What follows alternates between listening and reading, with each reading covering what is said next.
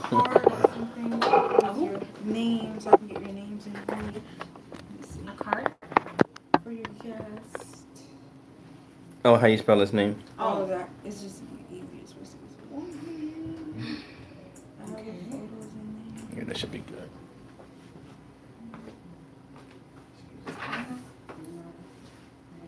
I'm gonna switch chairs with you in a second.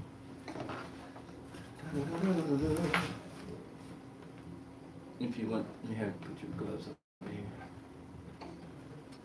The gardening gloves. Give me put in. These are like You want to put it in sister. my purse, or you're okay? Grown man. All right. Third word gloves. Yeah, is it? I know you offended. I'm not offended. She cared. I'm not offended at all. No, you just Sister with you. Excuse me. I have a switch chairs. oh, thank you. That was sweet. Oh yeah, girl, you on it. That's some great things. Hallelujah.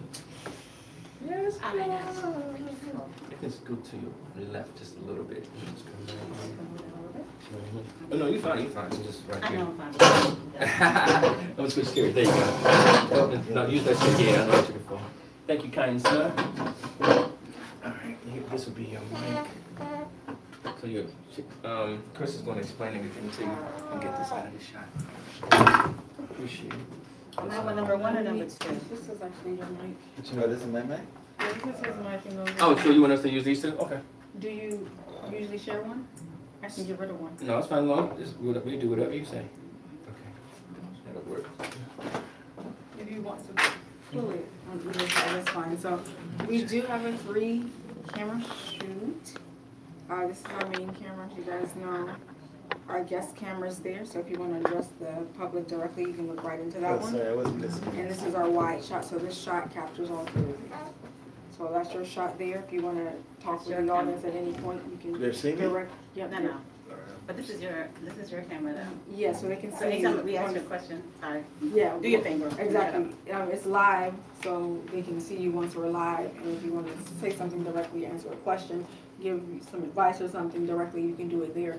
Otherwise, you can just talk and face the host in normal conversation. I lean over here like this. Just. Oh, it pick you up, you know? Yeah, I don't think yours is actually loud, and I'm going to get on that side in a minute. I don't think yours is good. I need to turn the camera on. So you can see the hairs in the shirt. You have to go with hair and shirt and all these things. I Did you didn't have a problem with that? I haven't gone with hair and shirt. The brother hasn't gone with hair and shirt. You've gone That's with you hair have hair. That's a women thing. I Yeah. jump on the flight. I came with a lady from Cuba. And I'm like, all right, so you are a good companion. Can I get your photo? And she started. Oh, yeah. I'm like, what was all of this? You never know, the one might see us Mm-hmm. and be like, that's what God sent. So you have to be like ready at all times. So the one wouldn't see us? We're not worried about who's seeing us. We're worried about who's seeing us. Yeah, this is beyond us, man. Yes. Am I number one or two? Oh, talking about announcements? Yeah. I do 1 and 2, you do 3 and 4. Is it a 4th one? You just can't pronounce it. That's all you keep doing it. Well, I haven't taken the time to figure it out. So you have it right on point, young lady. Okay. Good for you food. Wi-Fi, if That's you need it. Wi-Fi. Good for you food.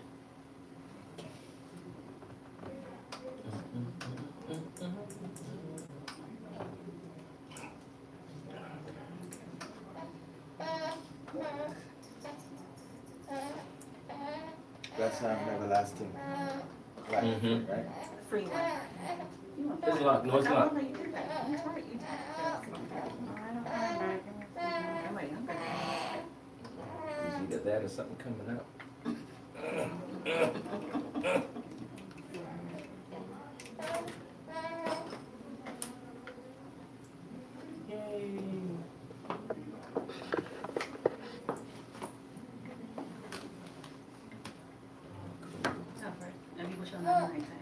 Sorry? Have you pushed on mine at nighttime? What's that? No, you don't know. Hmm? You just spent like 2 days away.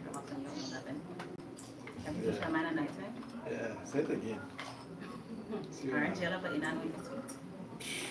You know it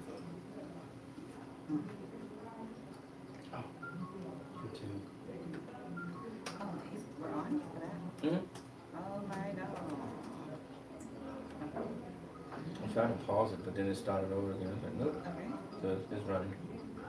I wonder what you captured the last time. Mm-hmm. The eyelash show. Mm-hmm. That was good. Awesome, awesome.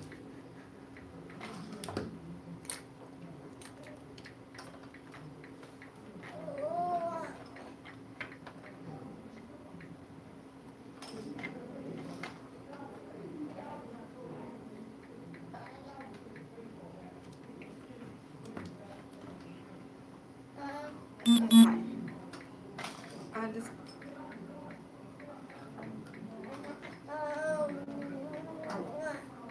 I have to start the show right now. I need the password for the app. For the iTunes.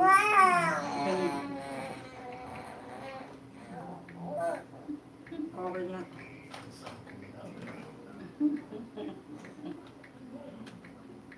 Okay, thanks.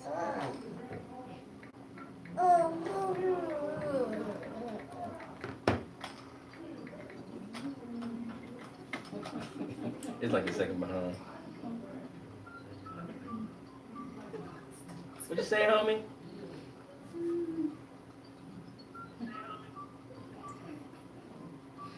That's a good angle. So we're on YouTube Live as well. And for future, if you want to share, just let me know and I'll send you the information for this show so you can post it on your Facebook page as well.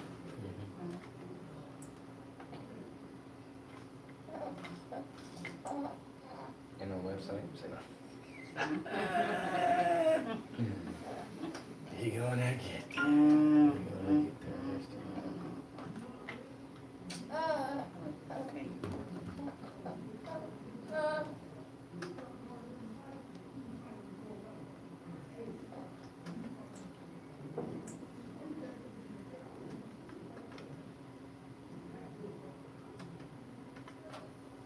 Do you have a title for today's show?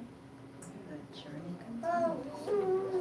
I'll pick you up in 1 second.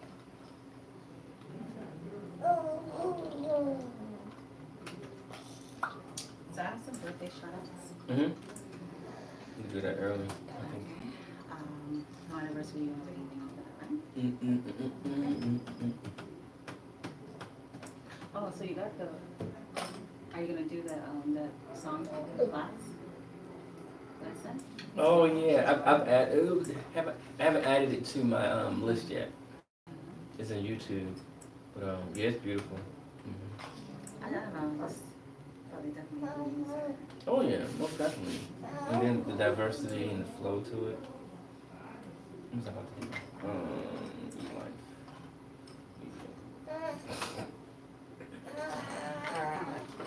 I want to so taller than you. Oh, because your seat is up. It's fine. I'm confident. I'm very confident. Hey, look, dude. Dolores likes to see how if you. No, I'm Yeah, because when she came out, I was like, who is that? I was like, oh, that was the lady that was in the chair. Right. I was like, yeah. Well, I like my chair tall, just because I'm short. You can see his shirt, yeah.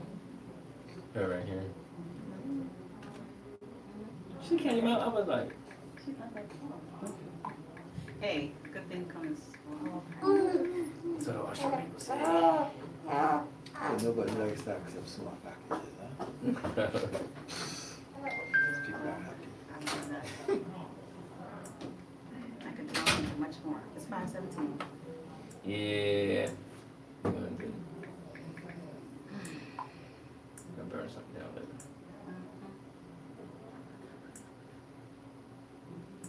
People was texting me like, oh, what time does y'all start? Yes. So they're probably sitting there like, oh, I ain't doing that. You're on YouTube, you good. Oh, I gotta cover that up. We're up against the Super Bowl. I gotta cover that up. That's too much. Flush. You know, all the ladies. What are know what happened at the she was like,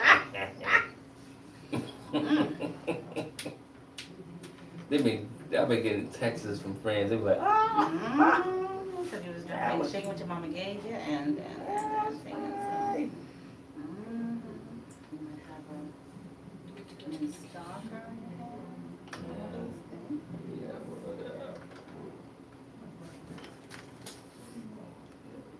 Billie Jean.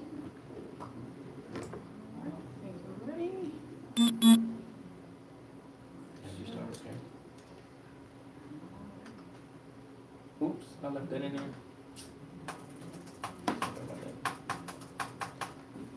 Season 2, show 1.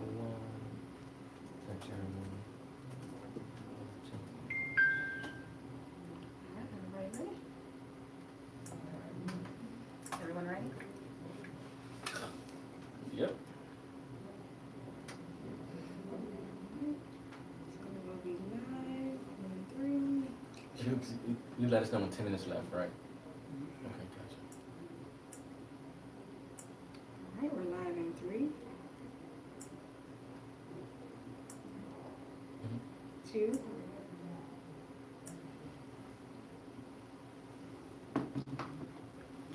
You are now watching It Needs to Be Heard. My name is Onika Terrell. And my name is Mr. Robert Eugene Young.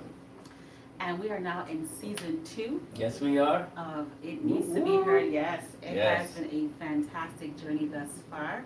We did take a break, Yes, we did. A much needed break. very much so. Yes. But we are back. Happy New Year to all. Happy New Year. Gregorian calendar year, Of to be course. exact. And we are excited to be back here on what many people call Super Bowl Sunday. Yes. So we want to thank you for joining in with us and just taking a little bit of your time this Sunday evening to share and hear what it needs to be heard. Absolutely. We are elated to be here. When this all began, I don't know if we had discussed it continuing to be another season or not, but we're already discussing season 3. That's correct. So we're excited to be here. And as always, we want to thank Dr. Baruch and the E-Life Media Group and Studios and Everlasting Life Restaurant for allowing us to have this opportunity. And if anyone else would like to be interested in having their own webcast show, feel free to call Everlasting Life at 301-324-6900. That number again is 301-324-6900. And at the beginning of our show, we said the title, but we also say it's after we present ourselves. Now that you've heard it, What will you do? she made that up. She's sharp. She's really cool. Just a couple of announcements. As you know, that we are a community-based show that's driven by integrity and will sustain respectable standards in all arenas. We also shine the light on persons nationally and internationally who are making a positive impact on humanity as a whole. So if there's any one that you would like to shed the light on or to use this platform, feel free to give us a call or send us an email at itneedstobeheard@gmail.com. That it needs to be heard at gmail.com. I had to knock the rust off a little bit. And also our slogan is, we can't assume that everyone knows the basic things we know. If your background is different, what you know is different. And also our purpose is, and that's our slogan in a nutshell. I'm knocking this rust off. But with our announcements, I'm glad that we're here because I think one of the things that we learned from last year, and we've had some hiccups, but we were able to smooth things out. But one of the things that I would like to just touch on just quickly was that, to me, doing the show was the easy part. Yes. It was preparing for the show. Yes. And to find guests for the show. And that's why we're really happy about our guest today, for we were able to adjust to his schedule because Yes. he's actually flying. He actually came in from Guyana, South America. Guyana, South America. So he's our first official international Yes, we're going guest. international with us. Yes, we're going international. We're moving up the ladder here. But once again, we're just really happy because we really want to create a platform that gives individuals the ability to reach more people nationwide and internationally. And just a few quick announcements. As you all know, the Peacock House, which is the Peacock Network, which is a commercial space that in a group of businesses that are helping individuals that have a business or trying to get their business off the ground. And we are directed by Dr. Chi and also Miss Carlenia Springer. And if you're interested in commercial space or help with your business or on interviews or headshots or commercials done for you, you can reach Dr. Chi at number 240-413-9481. That's 240-813-9481. And that's also where I hold my Zumba classes, which start tomorrow night. So for the next 8 weeks, I'll be giving Zumba classes at the Peacock House. And if you're interested, I know that you're interested, please give me a call at 240-304-9426. That's 240-304-9426. And secondly, and for those who would like to support It Needs to Be Heard, we can be reached at our email address, as mentioned before, It Needs to Be Heard with an S @gmail.com, on the Cash App with the $ It Needs to Be Heard, and my PayPal as well, and the email address is It Needs to Be Heard. So we continue to do many things. We also like to help individuals as things move forward, but thank you for your support so far. Well, a continuation for our announcements, we have a publishing company is reviewing books that are of all kinds. So if you are an author, a poet, any type of written word, you can contact Ms. Jessica Ann Mitchell Ayuor. Let her know that Robert Eugene Young of It Needs to Be Heard, and motivational speaker, at the movement who she met, and so we can just basically share. She can share with her. To reach her is Our Legacy with an I, SLEGACI press.com. That's ourlegacypress.com, or she can be reached at JAMAIWYOR@gmail.com, or her website is JAMAAIWUYOR.com. That's Jessica Ann Mitchell Ayuor. And also, you can also call in with any questions, comments, while we're on Eve Life Media broadcasting. You can also leave messages through our live. And also you can call. The phone number is 240-455-5934. That is 240-455-5934. And we can be reached on all social media accounts, which is Instagram, Twitter, Facebook. And we're currently live on YouTube. Awesome. So I have some birthday shout outs. Yes. Okay. I want to shout out my goddaughter, Rihanna Williams, who just turned 18 years old. We are so grateful that, yes, she's 18 years old, so very impressive. Happy belated birthday, Rihanna. We also have a person who's not quite 18 anymore, who had a birthday this past month, Mr. Robert Eugene Young. Oh, she called me out. Cool. So we want to I'm 8 years old. Wish him 4 his + 4. 18 plus blah, blah, blah. Yes, years a lot of old. Oh, that's a surprise. Oh, you're full of surprises. So happy birthday to you. We thank you so much. Awesome. Just for being a part of our show, and the fact that he's so humble about everything. He is a lot of driving force behind the show, and I couldn't do this without him, so I'm very grateful. It goes both ways. Awesome. But there is a birthday that just came to mind. My brother-in-law, Wesley Person, they're celebrating. I know he's 50+ years old. Wesley, we thank you. You're a great brother-in-law. I mean, I've known you for many, many years. And I hope you have many, many more, many blessings to you and my loving and lovely and beautiful and intelligent and spirit-filled sister, Shirley. Happy birthday, Wesley. I call him West West. That's my nickname for him, West West. So in the previous season, what we learned. Yes. Question. Yeah, I think the most important thing I learned is that the show was the easy part. It was just being prepared before the show and getting the guests here. I learned about perseverance out of the previous season, just pushing forward even when things look difficult, especially finding guests.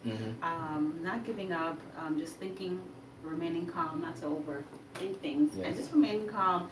And as I took that, that stance, able to come up with so many wonderful guests that I didn't think about that person considering, and we were so focused on others.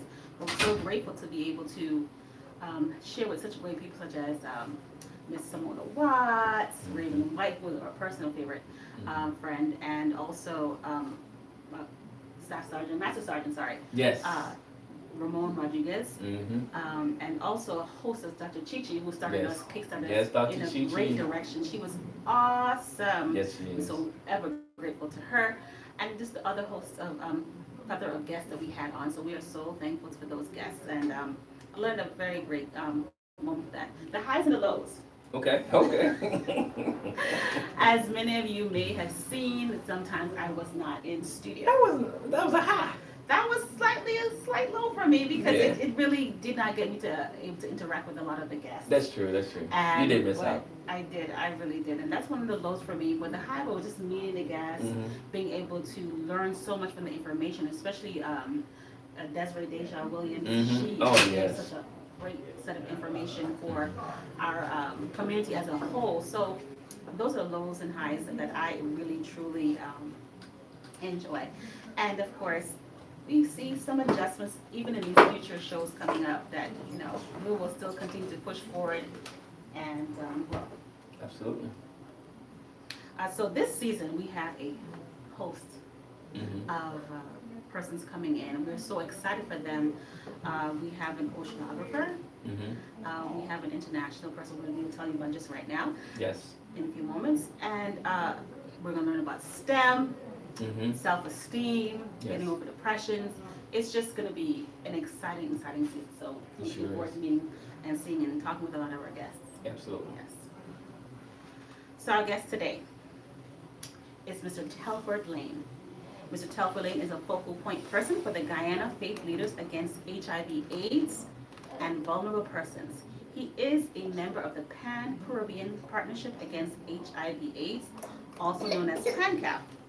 He is a right arm of the Caribbean community known as CARICOM, which is an organization of 15 Caribbean nations and dependencies whose main objective is to promote economic integration and cooperation amongst its members.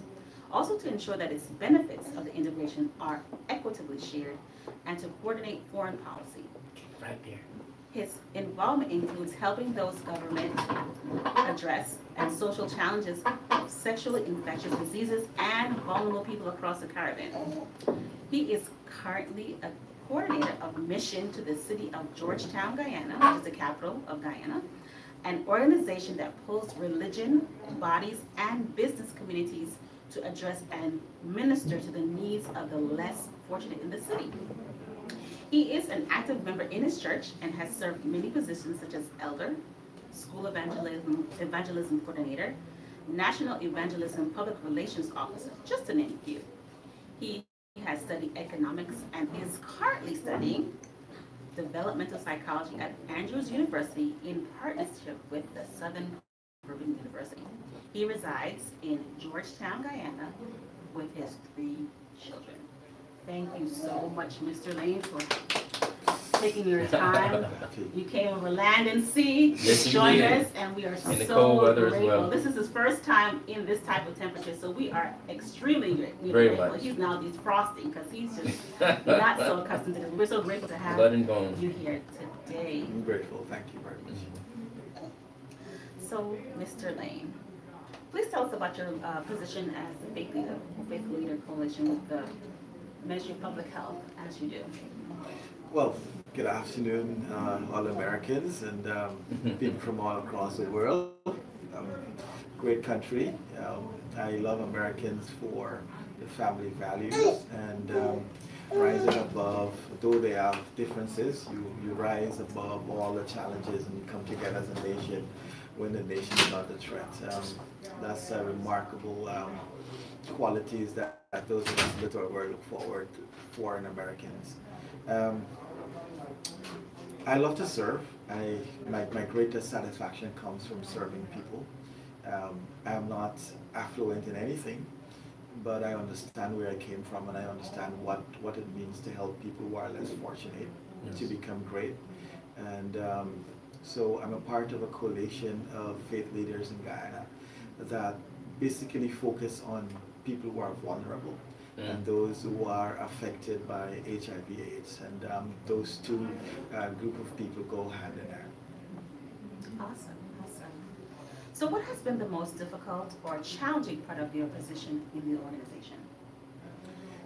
The most challenging part of my work or what I do or what I set out to accomplish is breaking the bureaucracy and the stigma and all that goes with it as to those who are affluent and well established compared to those who are poor and vulnerable.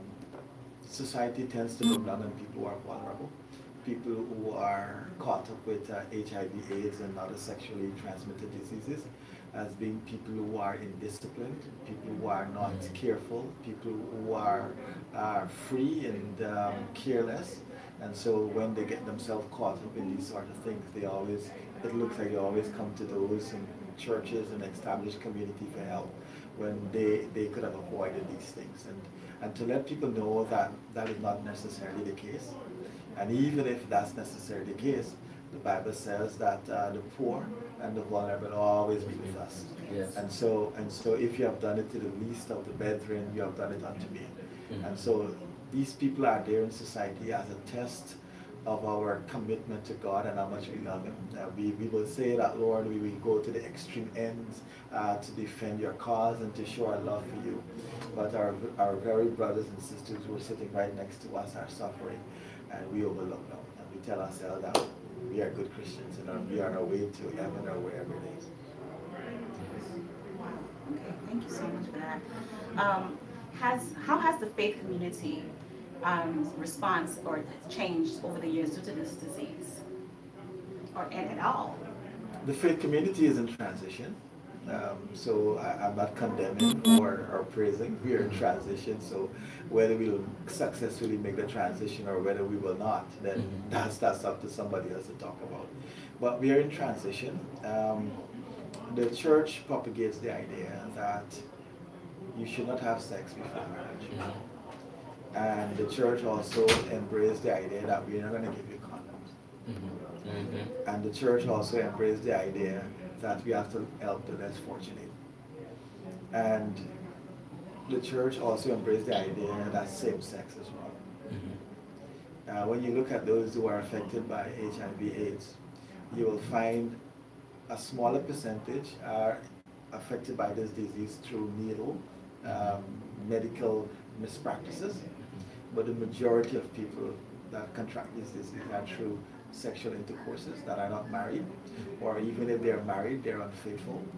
And then you have those who are doing same-sex, man with man, woman with woman, which is a significant part of the Caribbean culture now. And so the church has found this place where how do we help those who have ignored our advice? And so the church now has to spend its resources in getting to these people. And there are some members in the church who say, well, they have made their beds and they have decided what they want to do, and therefore they have to live with the consequences. And there are those who are saying, well, even though they have made their decision, it is not up to us to leave them. It is still to embrace them. My philosophy is that hadn't it been for religion, or hadn't it been for Christianity, most of us who are Christians would have been in the rum shop by now. We would have been dead. We would have been infected by HIV/AIDS. We would have been pushing drugs. We would have been criminals. We would have been in the prison system. Yes. And so the gospel has reformed us. Whether you are Muslim, whether you're Hindu, whether you're Christian, your religion has done something for you. And we so oftentimes forget that hadn't it been for our religion, we'd have been worst off, or we would have been among the worst in our community. And so because we have achieved that status, we now tell ourselves, well, to hell with those who are there right now, I'm safe. And so what I'm dedicated to is to bring around the understanding in the church through creating a space where we can have the discussion and we can understand people's ideal and why people are in a certain position they are right now and how we can help them. We are not called to judge, we are called to serve. And in order to do that, we have to understand where people are coming from. That these group of people are single parents, they are teenagers or adolescents without parents or without a father, and they are constituting the most vulnerable group of society. And therefore they engage in sexual activities and other forms of stuff like that as coping mechanisms.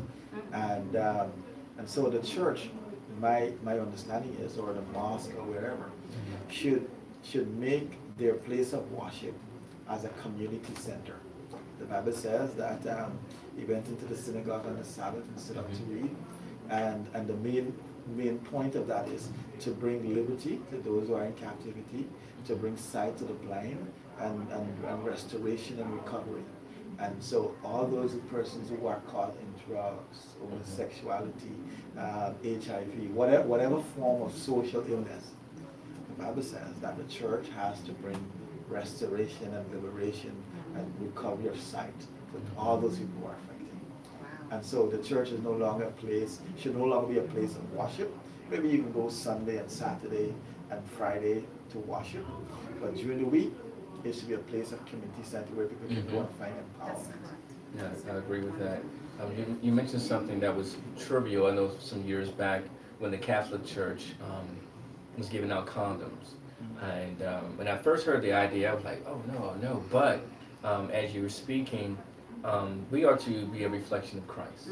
And what Christ did, what the Messiah did, he went to the homeowners, he went to the sick, he went to the drunkards. So, and that's the mindset we should, I'm sharing, well, from a biblical reference, that is the mindset we should have. If anyone was just wondering, should we give out condoms, should we not? When we give out condoms, we're not saying that we agree, but we ought to still serve the people. And so no matter what it is, if that's what God, well, first of all, if God is leading your congregation to operate in that ministry, that you should do it. Because every church should have some type of outreach ministry. But to answer that sometimes trivial question, should we serve these individuals with condoms, or should we have these counseling sessions for them? Should we provide clean syringes for them? And my answer would be yes, because the Messiah, he found a way to go out to the people, to serve the people. Now, it is case by case, you know, you're not there to, when you're doing counseling and things of that nature, you know, there is a certain place that how far we meet a person, but we have to be led by God's Spirit on how far we do that. But as far as answering the very clear question, should we serve, should we provide, the answer as a believer should be yes. And I do agree with you. The church over the years have not been proactive. The church have been reactive. And therefore, because the church is being reactive, the church has lost most of its relevance. Yes. So the church will condemn somebody who is an homosexual. But the church doesn't have a mechanism to deal with somebody who's struggling to come out of homosexuality. Exactly. And so if somebody, young person, come to my church and says, look, I am sexually involved, but I want to come out. Yeah, I can pray with her, I can sing all the worship songs, but the fact is she has a weakness. And so in order to put her in a system where I can get her off of being involved in sex to the place where she develops a stronger self-esteem and self-value, I have to say, young lady, this is a condom. The next time you feel weak to this, if you can't do it, there's this condom. But I want you to come to church every Wednesday, where I'm sitting with young people, giving them the empowerment, how to develop strong self-esteem and embrace principles, so that one day when she's about to go again, and I said, this is a condom, if you feel, pray, use it, she can be able to tell me, I'm stronger now. Yes. And so it also takes into consideration those persons who are involved in using of drugs. They'll see on the street and, hey, can you give me $20? And you're like, no, I'm not giving you any money because I'm knowing what you're going to go to do with it. So they're going to go and probably find somebody else who's going to give them, or they're going to go and do something bad to get it. When you can say, you know what, I'm giving you this dollar, but I'm also giving you this address where you can come on Sundays or on Mondays where I can talk with you. It's providing the temporary protection and relief until they can be a permanent relief. But because the church is reactive, I'm not going to propagate in my congregation where I'm going to stand up on the pulpit and says, look, if you're sexually involved, you can come to the back and receive condoms. But because I have a personal relationship with everybody that comes to my church, I know who I'm going to talk to behind closed doors. Correct. To provide those forms. So I do agree with you. Absolutely. It shouldn't be trivial, but for those that is trivial, we are to help them. Correct. One other thing is you mentioned about relationship. That is very important. A lot of times, especially as a faith community, we meet whether Friday, Saturday, or Sunday, and that's the only time we probably meet. Yes. And yes. There is what we consider a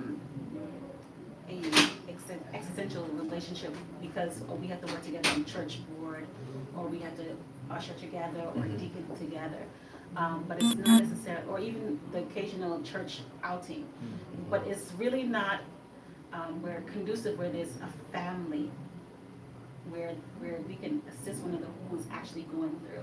And one of the things that I've talked to many people in the past about is if you're going through something and you're vulnerable to it, how do you share that with someone in the church without you feeling that the entire church now knows that you're 5 months pregnant for the deacon? So you're committing adultery. Or you're committing a correct. Or you're watching pornography. That's correct. Whatever. And so, you know, the same thing that the church specifically is a hospital for sinners, but how well do we treat our patients?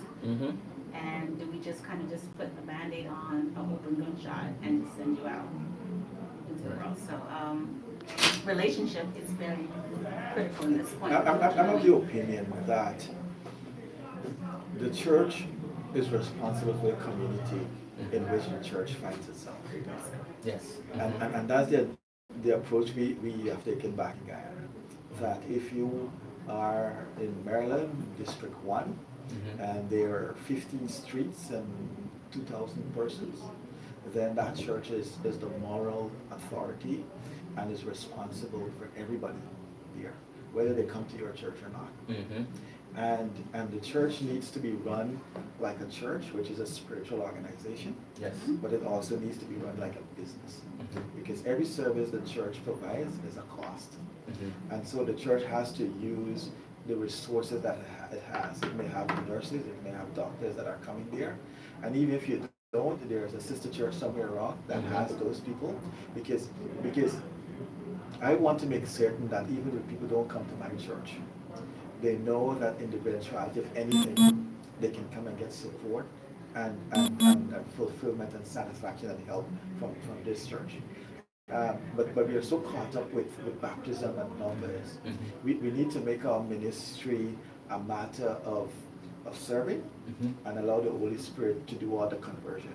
Absolutely. And so I'm going to spend $2-3 million to work on my community. And the first 3 months, I may not have nobody baptized, and my church membership still remains the same.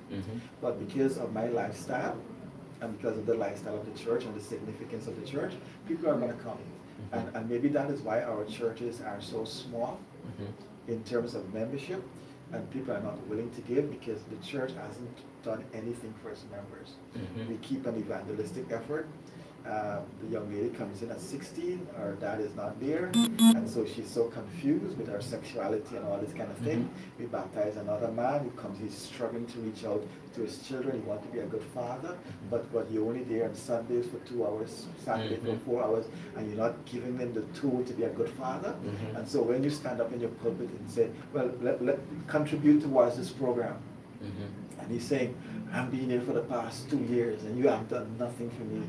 How do I contribute for you to do it for somebody else? Right. And this is where the church stifles itself. Absolutely. Absolutely. So what is your personal desire for this disease in Guyana and the Caribbean as a whole with the organization that the CARICOM community through PANCAP, we have embraced, we are working towards the eradication of HIV/AIDS by 2030. Okay. Awesome. We have short-term and medium-term goals that we are working with. By 2020, we are hoping that 90% of the Caribbean community, or those who are part of CARICOM, that 90% of the population will get tested. Okay. That out of the 90% that gets tested, that 90% also of the population will be on antiviral treatment, that they will get their treatment, that will go to clinics and hospitals and wherever and to be on the treatment. And that 90% of the population who have identified their status that are on treatment will also have achieved viral suppression because of the advancement of the medication for HIV. Once you take your medication as prescribed, there comes a point where you will achieve viral suppression. And so that is what we're working towards. It's a matter of behavioral change. In that the church, we are promoting behavioral change, that it's a responsibility for you to be responsible. But you also have to take into consideration as to the factors that forces people to be irresponsible. That a teenager that grows without their father and their mother is busy struggling to make ends meet is a teenager that if it's a guy, he's gonna be hooked on gang, or if it's a sister, she will be maybe into prostitution, or she'll find a big man in the community who will give her money in exchange for sex. And so these are the things that the church have to take into consideration. And so strengthening the church's department to create that behavioral change. But holistically, we're working on the 1999 policy, where 90% of the population know their status, 90% of the population on treatment, and 90% of the population on viral suppression. And then as we go forward by that, we are hoping that by 2030, that HIV/AIDS in the Caribbean will be so minimal that we would have basically achieved it, and it's possible. It's something that we are fighting against with the celebrity community, where they're telling you, well, you can go to a club tonight and this girl look good and you can go and sleep with her, and that's all right, and we don't have to know each other, we don't have to be in a relationship, we can just have casual sex. And the fact is that there is also an epidemic in the Caribbean, and the Caribbean #1 epidemic is mental illness. And so that comes with colonialism that we would have experienced, and all this sort of stuff. So to fight HIV/AIDS, you have to look at all the other social illnesses. And in Jamaica, skin bleaching is the #1 problem. Wow. It's becoming Guyana as well. And so these are basically people who think that being dark doesn't give them that recognition, so they have to be a little lighter so that they can become privileged, and so all the other things that comes with sexually transmitted diseases. People are going through stress. Yes. And in order to cope with stress, they're gonna go on drugs, or they're gonna drink alcohol. Or, you know what? I'm just gonna go out there and have sex. Yep.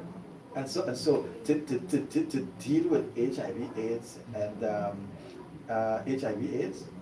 AIDS or HIV, you have to look at all the other factors that contribute.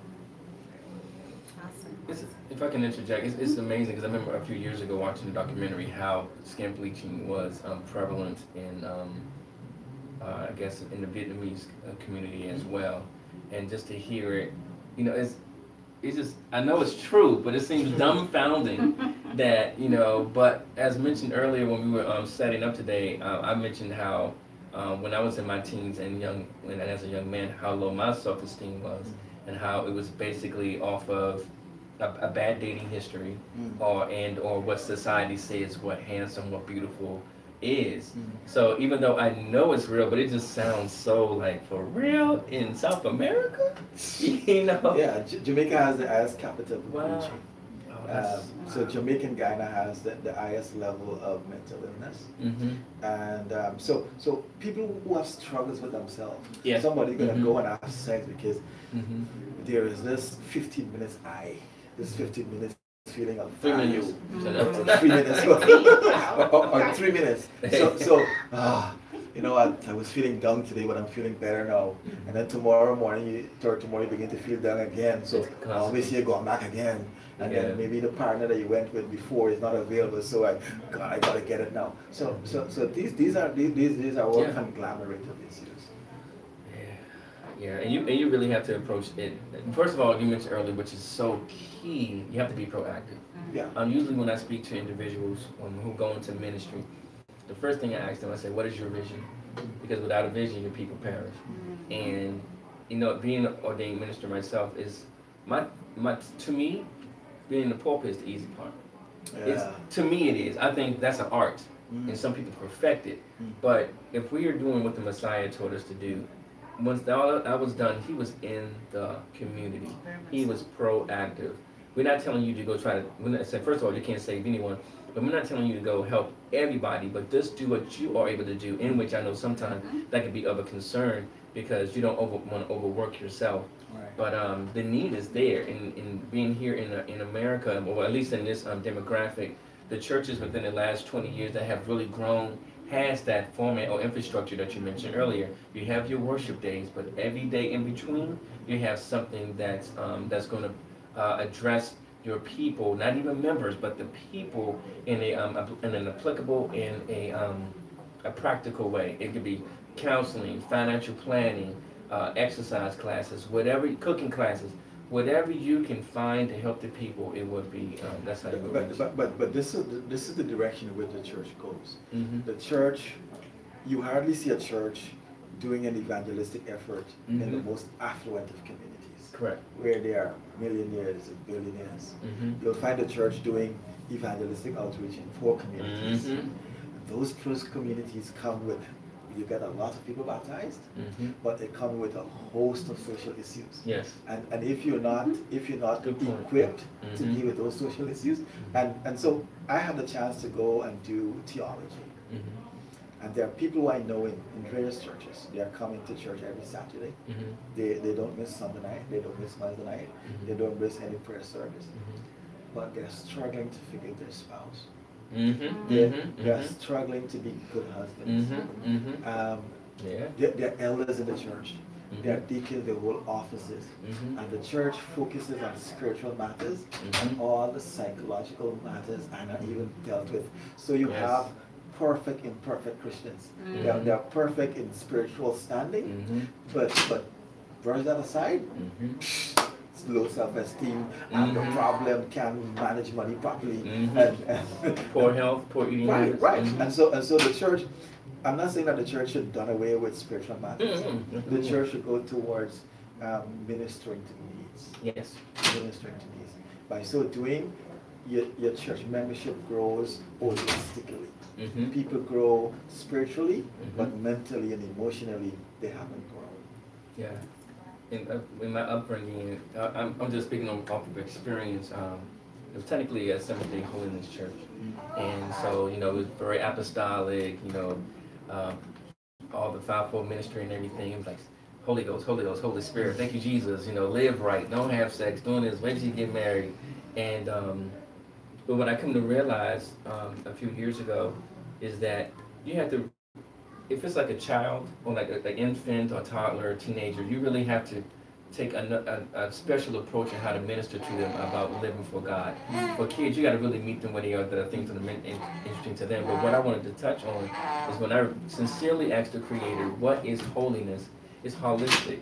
And it's to me, it's 4 categories. It's your spirit man, it's your health and wellness, and then it's your relationships with your family members, strangers, and enemies, and your finances.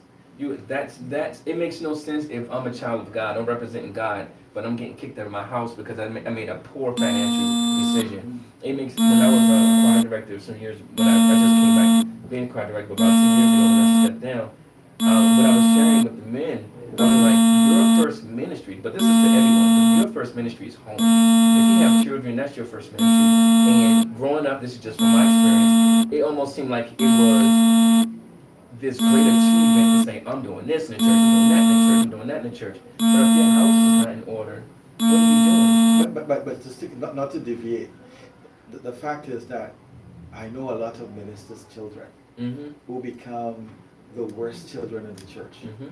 And growing up from small, I grew up with these old-time parents.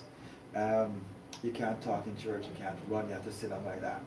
And when you suppressed an individual, they're just waiting for the moment to get big, Mhm. to rush out and to explore. Yes. And so you're certain as soon as they hit adolescence or teenage, where the self-identity comes into play, Mhm. because they never got that normal development. Mhm. They're now a teenager, but they're still stuck at age 5 when they sit down and mommy look at them in a certain way and they can't say anything, or they can't say, mommy, you know what, I don't agree with you. Mhm. And so the church leader or the pastor children has gone astray because they never got that normality of life. Yes. And so I chose to do psychology and to be involved in ministry because you bring them in and they're still broken there until they're dying. Yeah. Yes, sir. Yeah, you're on point, man. You way hundreds of miles away, but man, it's like we've been talking to each other because it is so real to have that balance in your life, and it's so real to represent the Creator. Your life itself must represent Him, even outside of the church. You know, like I said before, it's not just spiritual. It's your health, how you eat, how you exercise, how you speak, how you communicate, how you manage your money, and like you said, complete. You know, holiness, really holistic. You know, a complete individual. I saw a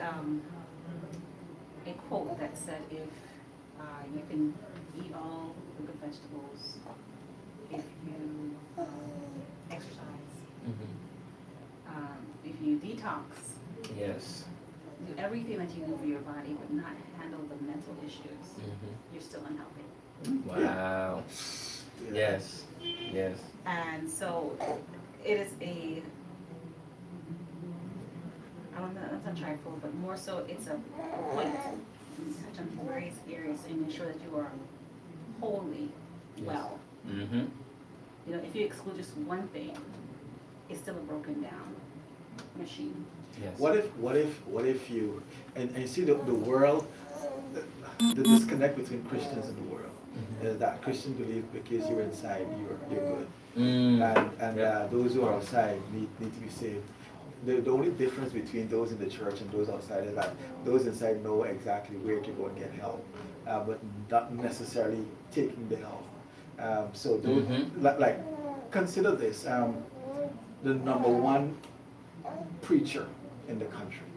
What if you hear that the number one preacher in the country, the most respected preacher in the country, has been caught in adultery, that he's been living a double life for the past 2 years? And the first thing the world will say, see them Christians? The fact is that this individual is a human with weaknesses and deficiencies that he has not looked at for the past number of years, that he hasn't addressed. Maybe he had difficulties in handling rejection when he was 7 and 8, and so now he's a big man and he still hasn't mastered how to deal with rejections. And so at home he feels rejected, and so now he lives this double standard because it gives him some sort of false assurance that he's okay. But because you don't understand what people go through, you tell yourself because you're a Christian now, you're complete. You know? And Christians are struggling with so much abuse. And so what I would like folks to understand is not because you're a Christian or not because you see somebody struggling with HIV or promiscuous, that means that they want to live that style. They're struggling. And if you understand your calling as a Christian to help these individuals, you'll understand that by helping people, you're also helping yourself. That's correct. You hit it right on the nose, man. That's correct. Right on the nose. Yes. So the campaign through the Ministry of Public Health that you're a part of, how has that been going? There are multiple dynamics with HIV/AIDS in Guyana specifically. There's a higher percentage of those who have HIV/AIDS. Same sex, there's a higher percentage, not among the men to women, but men to men. Wow. That was probably the highest percentage and the growing percentage. Then there are those who are between the ages of 15 to 25. Yep. The highest percentage is about 30-something%. It's like that in DC as well. Yeah. And surprisingly, there's the second highest percent is between those who are 24 and about 40. These are people who are married. Mm-hmm. These are people with families. So you know that they're cheating. Yeah. So it's like right there. So you have men and men. You have 15 to 24, and you have 24 to 40. Wow. And to deal with issues like these, you need to understand people's challenges. Yes. Single parenting is probably one of the larger factor of social illness in any country. Yep. Guyana divorce rate is there's about a population of 700,000, and approximately 2 to 3 divorces per day. Wow. So it's amazing that a country, or any country, and this is what I've noticed, any country that have called itself a Christian country, where the majority of people are Christians, have the most social problems. Guyana was once considered a country that had the highest suicide rate in the world, at 700,000 people. But we are a Christian community. And we have high divorce rate and stuff like that. So it's shameful, yes, as a Christian, to know that yeah, well, we have the most church around, and everybody going to church Saturday and Sunday, but all the people that are going are broken. Well, 3 quick points. Of course, when you finally take a stand for God, that means that you're going to be spiritually under attack. And then the second point would be that you mentioned earlier that we have lost our relevance from not being proactive. And the third thing is, do we have that power, that same power that the apostles demonstrated after once they started their ministry? You know, do we have that same power that they used, that was able to cast out demons, that was able to raise the dead, that was able to basically evangelize? You know, like they do. We may have to go back in order to go forward, to make sure we have what we need to have in order to be successful. But having said all that, you're going to get attacked. You know, and I believe that. So I don't find it as a bad thing. It just shows that we just have to get busy and do our part. Awesome. So we have a segment where we do Proverbs, and I'm sure Mr. Lane has very familiar with our I don't know Proverbs. the Proverbs. So, of course, to the viewers out there, being from Guyana, South America, is simply the language is English, standard English. However, we do have Guyanese Creolese, which is we do speak English, and the common folk tend to speak Creolese on the streets and so forth. But we do spend in school is the standard English. So of course I'm going to give the proverb, the translation for those non-Creolese, which is only the 2 of us here. And then of course give the meaning behind the proverb. Awesome. All right. Every bush a man nighttime. Every bush a man nighttime. Things seems worse than what they really are when we are afraid. Wow. Every bush is a man at the nighttime. So everything that comes out of the darkness seems scared to you. Wow. So every bush a man nighttime. So things seem worse when we are really afraid. Wow. Okay. Here's a second one. This is a double. Yes, this is a double. This is the first time. Orange yellow, but you don't know if it's sweet. Orange yellow, but you don't know if it's sweet. Orange is definitely yellow, but you don't know if it's a sweet orange. You cannot judge everything from the outside. Absolutely. That's the meaning behind that. And so I feel like I'm connected because someone understands. And that's perfectly fine. No. Yes. Just, we will embrace you by the power vested in me. Yes. The region. What is on my mind, and as many of our viewers, repeat viewers, and I like to share it with our guests, that when we were deciding to have the show, it was with a purpose, and because we want this to be a positive platform, but also to show one of the greatest unions on the planet, and that's between man and woman. And in our case, especially between male and female, when I was met Onika, and when the idea of having a podcast or a webcast with some friends, but I said, you know what, we can make a greater impact, not just because she's a female, not just because she's a woman of color, to show men of color communicating well with a woman of color, but also that she's from South America. So the diversity is most definitely welcome. And we as a humanity must understand, in order to succeed, we have to respect one another and to also learn from one another. So I'm glad that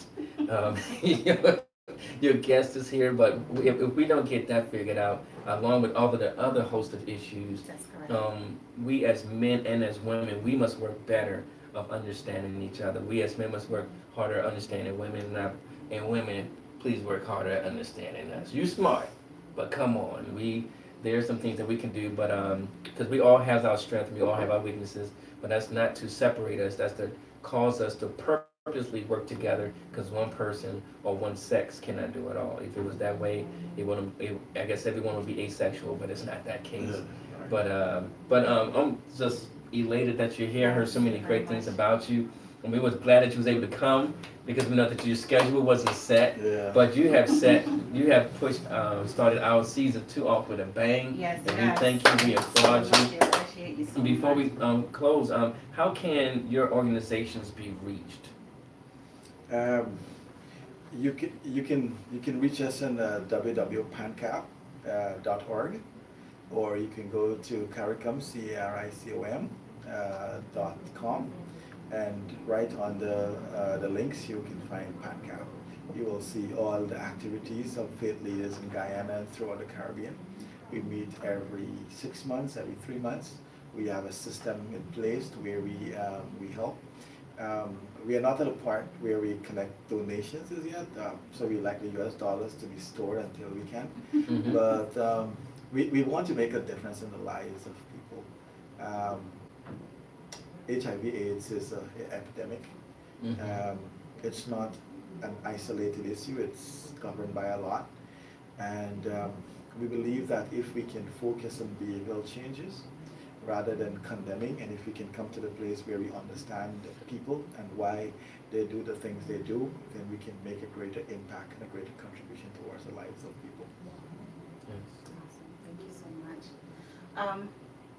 Once again, we appreciate you coming, making the sacrifice. We know that you are not accustomed to this type of weather. Yes. You left blue skies and sunshine. And beaches. Yes, for not so quite. You narrowly missed a polar vortex. So so I'm sure you thank God for that. But we thank you once again for sharing. Yes. We will have a new segment coming up called "If My Blank Can See Me Now." Oh yeah, if my blank can see me now. Yes, my ex, my teacher, parents. You can fill that blank in yourself. In many cases, some of us have lost our parents or significant other or someone you dated, or you can just fill that blank in. But that is one of the more interesting shows that we have coming up. And also, we kind of toyed with the topics of sex last year, but we're really going to touch that topic really hard this year, because we realize that is something that has been abused, misrepresented, and is not understood, which culminates with the topic of HIV, AIDS. But for the most part, anything in life starts with your thoughts. Your actions are a manifestation of your thoughts. But just quickly with our guest, you said something earlier about HIV suppression, or what was that term you used? Viral suppression. Viral suppression. Can you expound on that quickly? It's a combination of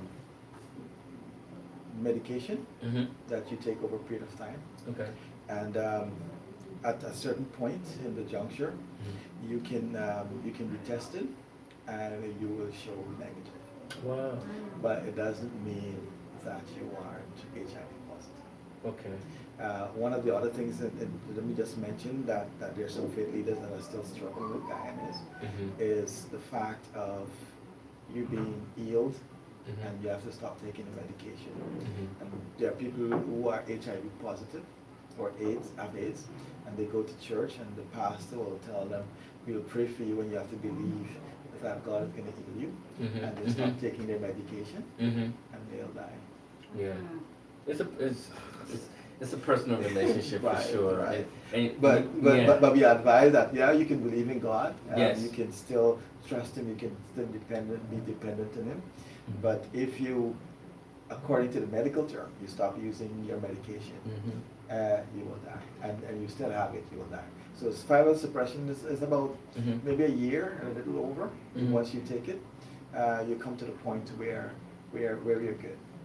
There's also those persons who are high risk for sexual activities, that have difficulties in controlling themselves and their urges and stuff like that. There are certain other medication that you can take as preventative.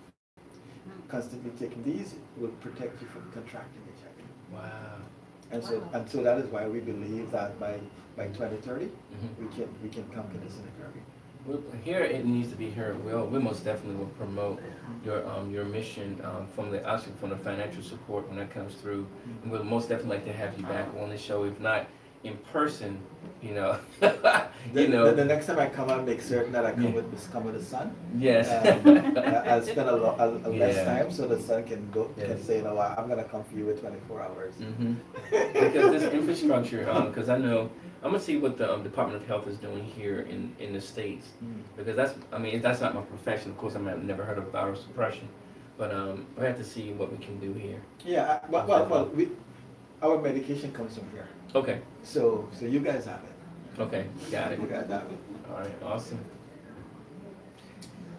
So once again, we thank you for watching It Needs to Be Heard. My name is Onika Terrell. And my name is Mr. Robert Eugene Young. Now that you've heard it, what will you do? Thank you. Ta-da! I think you robbed us of 3 minutes or 6 minutes. I think we start 5:20. Yeah, something like that. We did. Yeah, but the host never give you a full time. They always run you out of place. Thank you so much. Yeah. Awesome, we did it. How is HIV here? How is HIV here? It's an epidemic just like, well, especially in the DC area. When you were given, it's been about 4 years when I last was there. I used to volunteer at Howard University, BET, and they did a documentary on the HIV epidemic in the DC area, and the age ranges that had it the most was between 15 and like 28. And then then it's an escalation of HIV with senior citizens. Yes. Because of Viagra. In the nursing homes. In nursing homes. I worked in a nursing home part-time at one point. Yes, and, sir. They would catch the senior citizens engaging in sex with each other in their rooms. And unfortunately, that's what the reasons for It's unfortunate. It's just that, as young people, we don't want to know that our parents are still having sex. You're feel supposed to be rehabbing, not engaging. Right.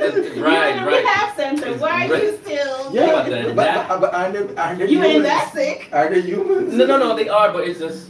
It's a rehab center. You get a stroke, or you are. So because I'm a rehab, I must not eat until I come out, right? Priority first things first. You gotta reach them where they are. It's a struggle. Some of us believe in the Caribbean that we will never attain that level of eradicating AIDS in the Caribbean because of dancehall and reggae music. And even the influence of Western culture. Yes. Western culture in the Caribbean is so profound that it has to do with bleaching. And the number one reason for people to bleach in Jamaica is that I'm dark and I'm not recognized. And so we have celebrities that are also bleaching. And so folks now pass it off like, you know what, I'm okay with myself, but you know that, he got money and he got all this thing going on and he bleeds, so why I can't? But not knowing that he has the same personal issues like you. You touched on it earlier about evangelism. Why are we only evangelizing in the poor community?